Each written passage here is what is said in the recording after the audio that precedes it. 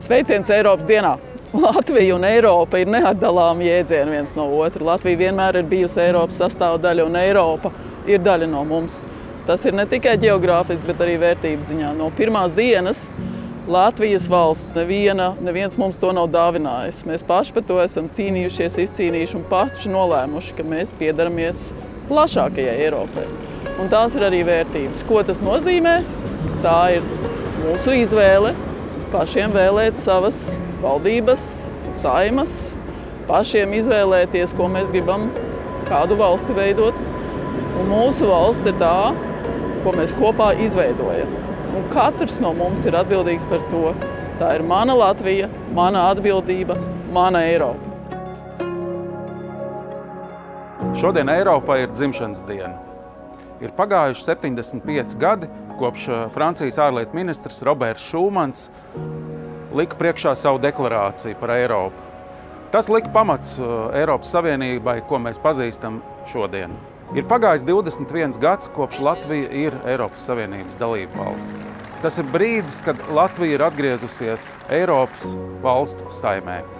Jāatzīst, arī pirms 75 gadiem Roberts Šumans domāja par mieru, par demokrātiju, par to, kā to sargāt un saglabāt. Arī šodien, skatoties uz notikumiem, mēs domājam par to, kā nodrošināt Eiropas drošību, kādā veidā to aizsargāt un kādā veidā saglabāt mūsu demokrātiju. Demokrātija ir vērtība, kas nav pašsaprotama. Tā ikvienam ir jāsargā un par to ir jārūpējas. Eiropas dienā es aicinu visus domāt, kāds būtu mans pienesums, lai sargātu Eiropas vērtības un lai nodrošinātu to, ka Eiropā ir miers, drošība un mēs turpinam dzīvot balstoties uz demokrātiskām vērtībām. Vēlreiz aicinu visus piedalīties mūsu Eiropas dienas aktivitātēs, Eiropas eksāmenā, noklausīties Eiropas stundu un visos citos pasākumos, kas notiek šeit Rīgā un visur citur reģionos.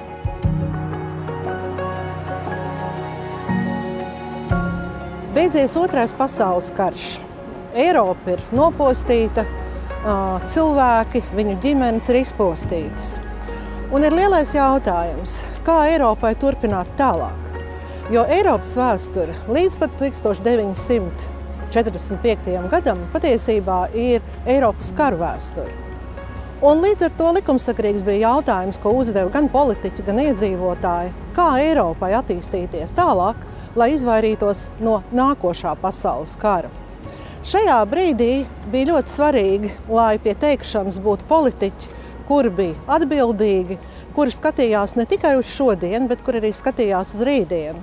Un šie politiķi vienojās par to, ka viņi meklēs tādu modeli, ilgtermiņa modeli, kas savukārt palīdzēs īstermiņā novērst vardarbību un karu. Un tas bija Francijas ārlietu ministrs Roberts Šumans, kurš 9. maijā nāca klajā ar plānu. Plānu, kurš izklāstīts ļoti īsi un precīzi. Un šī plāna ideja ir tāda: daram lietas kopā, sadarbojamies tajās jomās, kuras ir visapdraudošākās, kuras ir visriskantākās nākošā kara sākšanai. Un tādēļ 1951. gadā 6 Eiropas valstis paraksta Eiropas ogļu un tērauda kopienas līgumu. Tā ir Francija, Itālija, Rietumvācija, Nīderlande, Beļģija un Luksemburga. 6 valstis nolemj sadarboties tajā nozarē, kur ir nozīmīga kā reiz militārai industrijai. Jāteic, ka tajā 51. tālajā gadā neviens īsti nezināja, ar ko tas beigsies un vai tas izdosies vai nē. Bet šī sadarbība bija tik ārkārtīgi veiksmīga, kad jau 57. gadā valstis vienojās attīstīt sadarbību. Un no Eiropas un ogļu tērauda kopienas tā pārauga kopienā, kur veidoja kopēju lauksaimniecības politiku, jo valsts pēc kara bija nopostīts un viņā bija nepieciešams pabarot savus iedzīvotājus. Lauksaimniecība bija izdzīvošanas politika. Tajā pašā laikā tika domāts arī par reģionālo attīstību. Un reģionāla attīstība bija ļoti nepieciešama, tāpēc, ka atkal pēc nopostītā kara Eiropa bija sadalīta turīgākās, mazāk turīgās un pavisam vāji attīstītās valstīs. Tātad faktiski tas, ko mēs šodien pazīstam ar vārdu solidaritāte, tas, kas palīdz gan mums, gan arī Ukrainai kara apstākļos, ir tā vērtība un tas princips, kas ir ielikts Eiropas Savienības pamatos jau 51. un vēlāk jau 57. gadā, kad tiek parakstīti Romas līgumi, un šīs pašas 6 valstis turpina attīstīt tālāk nākošās politikas. Kas ir ļoti būtiski, ka šis projekts izrādās tik ļoti veiksmīgs, kā arī citas valstis grib pievienoties Eiropas toreiz jau kopienai. Un šīs valstis, pirmās valstis, kas pievienojās, tā bija Dānija, Īrija un Lielbritānija. Pēc Dānijas, Īrijas un Lielbritānijas vēlāk 81. gadā seko Grieķija, un tad jau 86. gadā Spānija un Portugāla. Tātad faktiski šīs jaunās pēckara Eiropas projekts ir saistīts ar jaunu valstu pievienošanos. Tas ir saistīts ar to, ka no vienas puses, jā, ir ekonomiskā attīstība, ir finanšu līdzekļi, ir solidaritāte, ir atbalsts, ir kopīga politika veidošana, bet vienlaicīgi tas joprojām ir projekts, kas palīdz izvairīties no konfliktiem, no saspīlējuma, un valstis meklē šo kopīgo ceļu. Šis kopīgais ceļš tiek iets arī tālāk, un ja mēs gribam paraudzīties uz to, kas notiek pēc augstā kara beigām 1990. gada, tad Eiropas Savienība arī reaģē uz jaunajiem izaicinājumiem. Un tiklīdz valstis ir atbrīvojušās no komunisma ideoloģijas, 3 Baltijas valsts ieguvušas savu neatkarību, Eiropas Savienība faktiski turpina šo paplašināšanās, valstu iesaistīšanās, solidaritātes un dažādu veidu atbalsta politikas. Starp citu, neaizmirstīsim, ka 95. gadā Eiropas Savienībai pievienojās arī mūsu kaimiņi – Somija, Zviedrija un tālāk kaimiņi Austrija. Tātad šis Eiropas Savienības attīstības process ir bijis arī Eiropas Savienības paplašināšanas process. Šī paplašināšanās ir bijusi ar ļoti pozitīviem rezultātiem, un jūs varat aizbraukt vai uz šo pašu Grieķiju, Spāniju vai Portugāli. Jūs visur redzēsiet zīmes, kas saka paldies Eiropas Savienības kopīgai darbībai, kas ir veidojuši gan ceļus, gan veidojuši tīrāku vidi, gan arī radījuši jaunas darba vietas un ekonomisko attīstību. Un tā mēs nonākam līdz 2003. gadam, kad Latvija arī veic savu izšķirīgo lēmumu par to vai pievienoties, vai varbūt palikt ārpus Eiropas Savienības. Tas ir ļoti vēsturisks moments. Jau vairāk nekā 70% Latvijas iedzīvotāji piedalās referendumā, 63% pasaka jā, un 2004. gada 1. maijā Latvija pievienojas tām valstīm, kuras meklē mieru, drošību un stabilitāti. 1950. gadā Roberts Šumans sāka veidot Eiropu, kurā mēs ar jums šodien visi dzīvojam. Un tā Eiropa, kurā mēs dzīvojam, nebūtu iespējama bez daudzu Eiropas Savienības pilsoņu līdzdalības. Un arī jums, mīļie draugi, šodien ir dota tā iespēja aizdomāties par to, kas jūs vieno un saista ar Eiropu, un to, kas jūs bērnus, mazbērnus nākotnē saistīs ar Eiropu. Lai skaista Eiropas diena! Mans Eiropas stāsts ir arī dziļi personīgs. Šobrīd 3 mani bērni mācās Latvijas skolās, dažādās klasēs. Un, protams, ka es iesaistos tajā procesā, skatos, kas notiek, sekoju līdz programmai. Un tad nāk man atmiņā tas, kādā skolā es mācījos un kādu programmu apguvu 20. gadsimta 80. gados, kad Latvija bija PSRS okupēta. Pirmā lieta, kas man nāk prātā, ka mana klases audzinātāji latviešu skolā no 4. līdz 8. klasē nepateica nevienu vārdu latviski. Tāpat kā 3 citās paralēla klasēs, klases audzinātājs bija krievietis, un tas izrādījās, kā tagad kā vēsturnieks es to izprotu, daļa no PSRS kopējās politikas pārkrīvot visu izglītības sistēmu Padomju Savienībā padarīt krievisku. Otra lieta, kas man nāk atmiņā, ir vārda brīvības skolā. Reiz, kad jau atmodas process bija pavisam tuvu, es pieminēju to, ka 2. pasaules kara laikā latvieši karoja 2 armijās.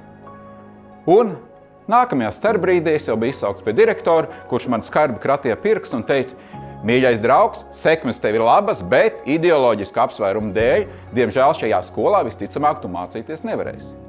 Līdz ar to tajā izglītības sistēmā es nevarēju brīvi runāt ne par Latviju, ne par latviskajām vērtībām, ne daudzām citām lietām. Ko mani bērni šobrīd var brīvi runāt, darīt un izpausties. Un tā viena lieta, ko es esmu pamanījis mūsdienu skolā, ka mēs šīs eiropeiskās vērtības un iespējas esam pieņēmuši kā tādu svaigu gaisu, ūdeni, ko dzeram un pat nepamanām. Un es aicinātu tomēr par to padomāt vienmēr un apzināties, cik tas ir būtiski un visu šīs iespējas izmantot. Runājot par Eiropu, man noteikti jāpiemina tā joma, kurā es pats darbojos. Tā ir augstākā izglītība un zinātne. Es pats pārstāvu salīdzinoši nelielu augstskolu, ja tā varētu teikt Latvijas laukos, Vidzemes augstskolu, kas ir Valmierā, bet mēs kopā ar vēl 8 Eiropas valstu augstskolām esam izveidojuši tādu Eiropas universitāti. Ja Vidzemes augstskolā mēs esam ap 600 studenti, tad kopā šajā Eiropas universitātes aliansē mēs esam 100 000, vairāk tūkstoši akadēmiskie cilvēki, zinātnieki. Un pārstāvot Vidzemes augstskolu ārpus Eiropas, es vairs nepārstāvu tikai Vidzemes augstskolu, bet pārstāvu šo 9 valstu aliansi, tātad pārstāvu 100 000 studentus, vairākus tūkstošus akadēmiskos cilvēkus, un esot vai Amerikā, vai Indijā, vai citur, es esmu absolūti salīdzināms ar tām pasaules labākajām universitātēm, kurām mēs gribam līdzināties. Eiropas universitāte, tā ir, ja tā varētu teikt, traka ideja. Tas ir eksperiments. Un tas nekad nebūtu noticis, ja tam nebūtu Eiropas Savienības finansējums. Jo Eiropa mums ir uzticējusies, saka, dariet, eksperimentējiet, būvējiet šo jauno nākotnes izglītību. Un to mēs arī šobrīd darām. Par ko man ir īpaši prieks? Par to, ka es redzu arvien vairāk jaunus cilvēkus, kas iesaistās zinātnē, studē maģistratūrā, doktorantūrā. Līdz ar to viņi jau veido šo nākotnes Eiropas sabiedrību, ne tikai Latvijā, bet Eiropā, bet arī mūsu idejas izplatīs visā pasaulē. Un šīs ir milzīgas iespējas, un es redzu šo potenciālu vēl vairāk Latvijas cilvēkiem to darīt. Jo mūsu skaits ir neliels. Mums visiem vajag tādus cilvēkus, kas ir gan gudri, gan radoši, gan uzņēmīgi. Šādu cilvēku īpatsvars mums ir kritiski nepieciešams. Ja lielas tautas, kur skaits ir miljardos, var atļauties varbūt mazāk šādu cilvēku, mums tas ir īpaši svarīgi. Tāpēc es aicinātu visus jauniešus apdomāt šo savu karjeru, mācīties un iet arī akadēmiskajā darbā. Tā pirmā lieta, kas jauniem cilvēkiem ir jādara, jāmācās. Un te nu ir tā joma, kur Eiropa piedāvā visplašākās iespējas. Tev pat nav jāstājās kādā citā valstī augstskolā, lai tu iegūtu starptautisku izglītību. Jebkurā no Latvijas augstskolām ir ļoti daudz sadarbības augstskolas un programmas, kur izmantojat Erasmus Plus programmu vai daudz citas atbalsta mehānismus. Jūs varat studēt pusgadu, gadu vai pat ilgāku laiku kādā no Eiropas universitātēm, izvēlēties jomu, kur jūs gribat. Tās ir milzīgas iespējas. Tas pats notiek zinātnē. Jūs esat ne tikai daļa šeit no mazās Latvijas zinātnes, jo nosacīt mēs tā varam teikt, bet jūs pārstāvat visu Eiropu. Horizon Europe, daudz citas programmas. Tas ir tas, kā mēs kopīgi veidojam šīs nākotnes zināšanas. Par ko man ir prieks?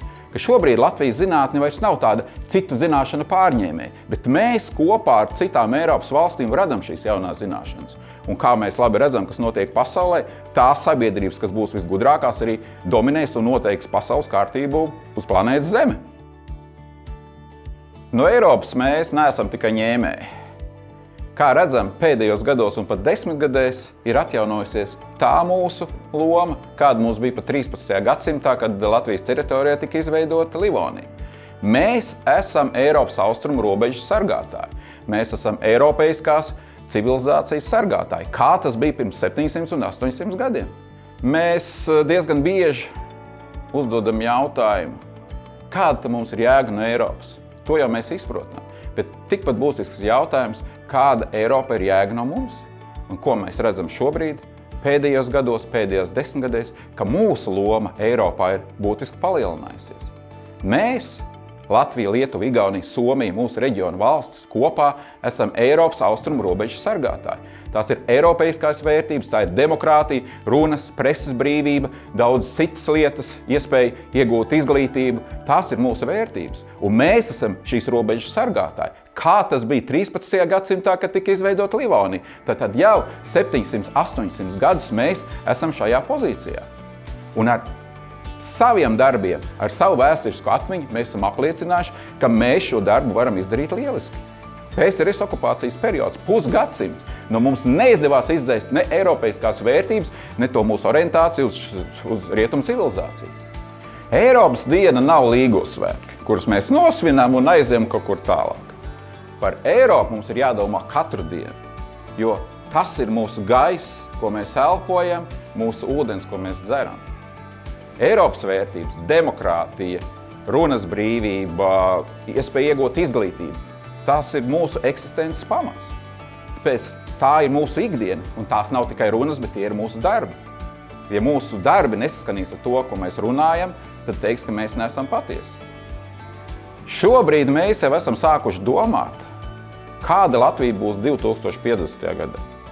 Protams, daudz lietas, kas notiks pasaulē, mēs šobrīd nevaram uzminēt, bet par dažām lietām mēs esam pilnīgi droši.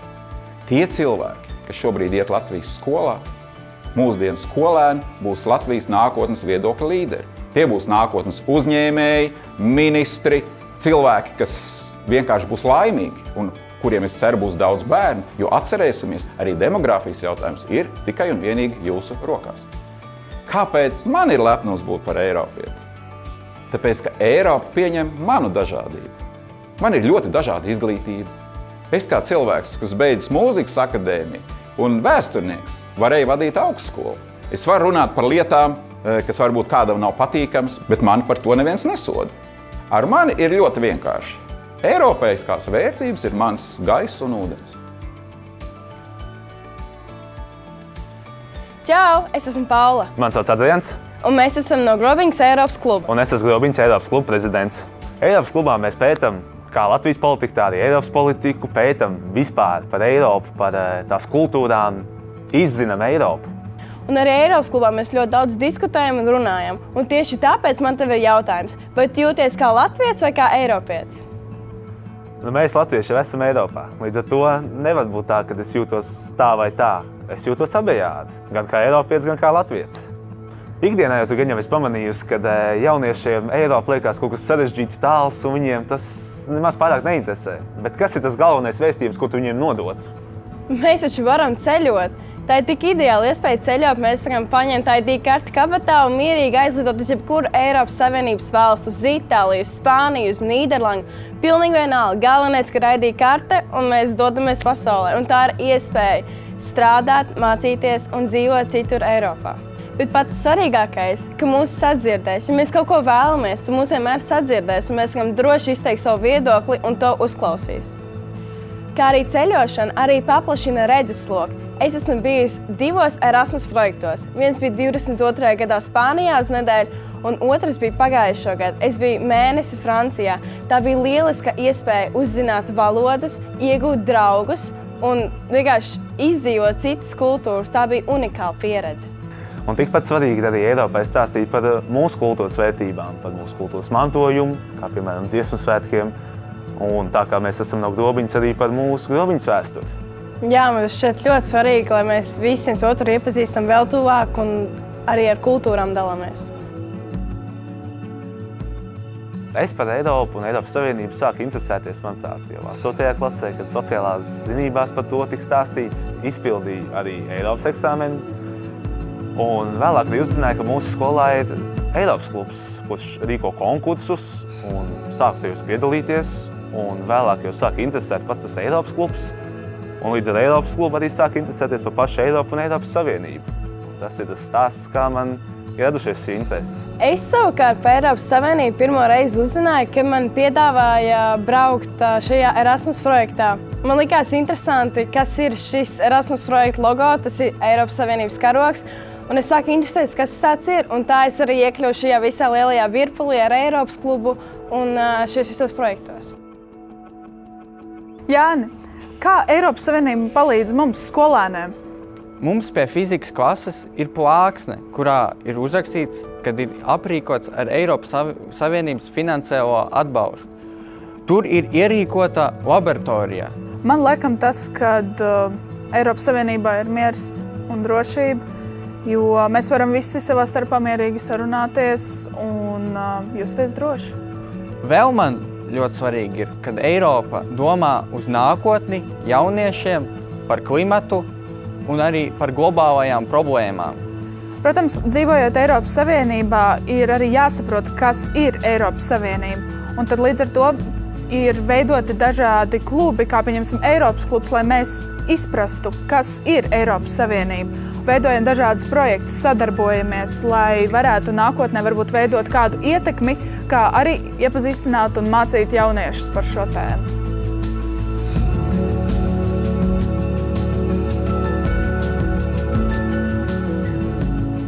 Latvija iestājās Eiropas Savienībā 2004. gadā. Latviešu valoda ir viena no 24 oficiālajām Eiropas Savienības valodām.